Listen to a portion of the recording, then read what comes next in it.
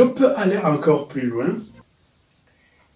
Je ne vais pas citer toutes les dispositions discriminatoires, mais quand même, je vais arriver à l'ancien article ou à l'article de la Constitution 2005, l'article 180, qui est devenu actuellement article 184, au niveau de la précision des personnalités qui vont être membres du Sénat. Avant, il y avait les anciens présidents de la République. Maintenant, au niveau de l'article 184, cet alinéa a été tout simplement supprimé parce que l'un ou l'autre des anciens présidents était indésirable.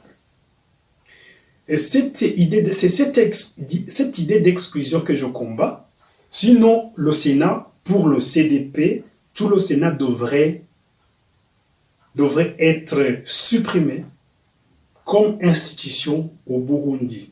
Parce qu'un pays pauvre comme le Burundi ne doit pas avoir ce pléthore institutionnel.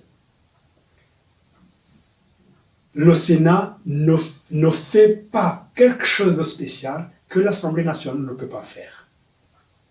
Un pays pauvre ne peut pas avoir des institutions seulement pour consommer le budget, et le budget qu'on n'a pas, et on dépense des millions, des centaines de millions pour entretenir une institution non indispensable, et on revient dans la population pour demander des contributions pour compenser le trou. Les institutions non indispensables au Burundi, dans un pays le plus pauvre du monde, comme le Sénat, des commissions non indispensables qui ont été récemment nommées dans le but de remercier peut-être une certaine catégorie de personnes, doivent aussi être supprimées pour que ce budget de l'État soit gardé pour autre chose importante. Donc, je répète encore une fois, les institutions non indispensables au Burundi, les commissions non indispensables doivent être radiées du Burundi. Et je viens de parler de certaines dispositions contenant dans la loi fondamentale nouvelle et qui ont été faites dans le sens de discrimination, dans le sens d'exclusion. Je m'arrête par là. Il y a d'autres dispositions qui n'entrent pas dans le sujet du jour, mais je vais y revenir plus tard. Quand même, je vais parler de certaines lois qui, dans le sens de la loi fondamentale, vont dans le même sens de déstabilisation des populations, de déstabilisation de l'État. Il y a une loi qui a été signée conjointement entre le ministre des Finances et du Budget de la Planification et le ministre de l'Intérieur qui a été signée le 11 décembre 2017.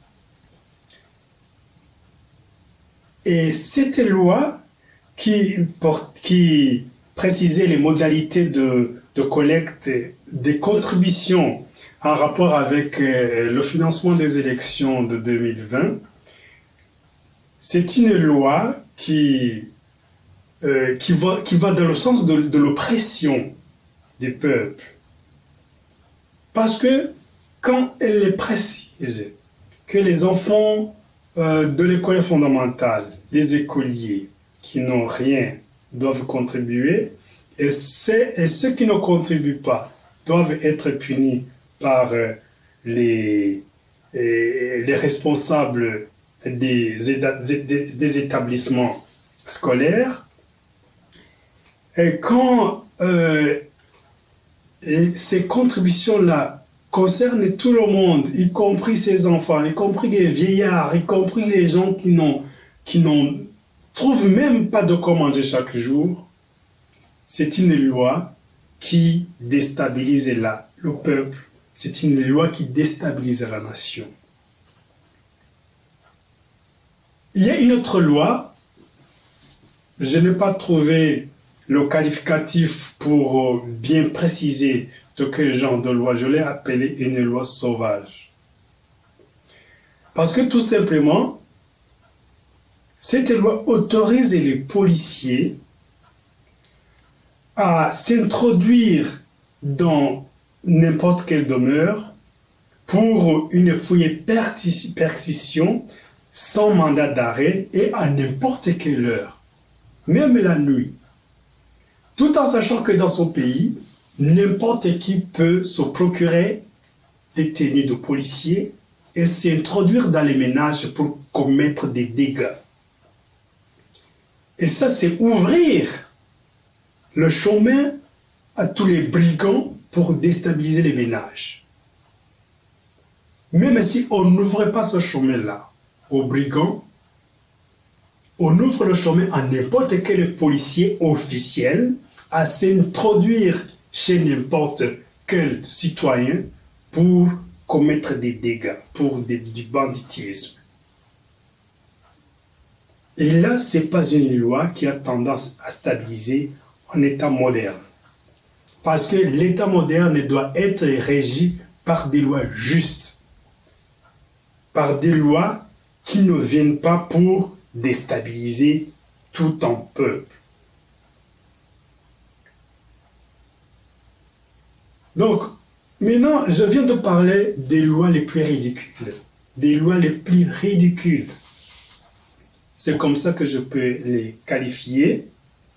Il y a d'autres lois qui ne sont pas aussi de nature à stabiliser une nation, comme la loi régissant la création, le fonctionnement des organisations non gouvernementales, des organisations sans but lucratif, la loi régissant la création, le fonctionnement des partis politiques, la loi régissant le fonctionnement de la presse, etc., etc. Ce sont des lois qu'il faut revoir si nous voulons stabiliser notre nation. J'attire encore une fois l'attention de tout le monde et surtout de mes compatriotes burundais pour dire que le pire des gouvernements, c'est un gouvernement qui légalise des lois injustes pour profiter de ces lois-là et opprimer légalement ses propres citoyens. Ça, c'est le pire des gouvernements. Et je vois que les dirigeants actuels de mon pays sont sur ce chemin-là. Pour que les citoyens soient sûrs qu'ils seront dirigés convenablement, ils doivent être sûrs qu'ils sont dirigés à partir des lois justes, à partir de lois qui ne sont pas basées qui ne sont pas conçues sur base de discrimination, sur base d'exclusion, sur base de déstabilisation, sur base de profit de la classe dirigeante auprès de sa population, du profit de la classe dirigeante au détriment de sa propre population. Et pour stabiliser notre État, je l'ai dit, nous devons sortir de cet esprit-là de discrimination, de déstabilisation en utilisant, en créant des instruments,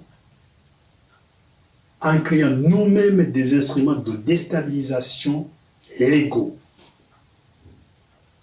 Et c'est par là que je m'arrête aujourd'hui.